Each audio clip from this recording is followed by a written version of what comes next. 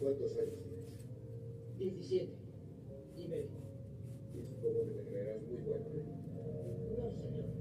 Si yo tuviera jugado, me habría jugado lo que he hecho. Sí, señor. ¿Cuál es el problema? Se acabó el partido, señor. He ganado. Sírveme más, necesito tiempo para pensar. Ya hemos jugado 3 partidos esta mañana. Por eso ya estoy informado.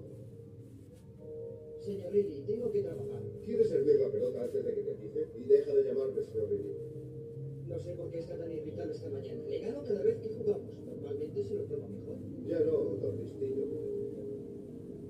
Al menos no ahora. ¿Y sabes por qué? Pues te lo diré. Porque los jóvenes desperdiciáis la juventud. Seguro que no lo sabías, ¿eh? Claro que no, porque eres joven. Pero quiero hacerme mayor. Sirve la pelota. ¿Sabes qué día es hoy? ¿Lo sabes? ¿Viernes? Mi cumpleaños.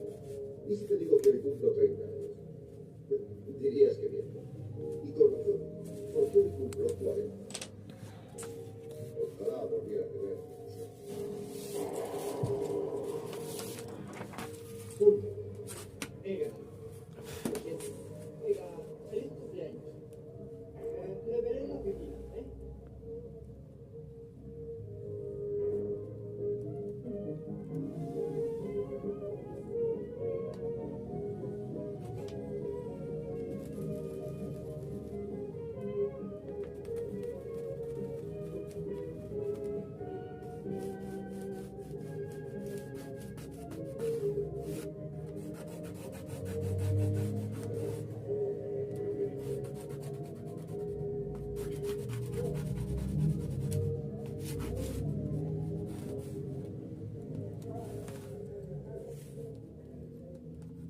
Y de nuevo la línea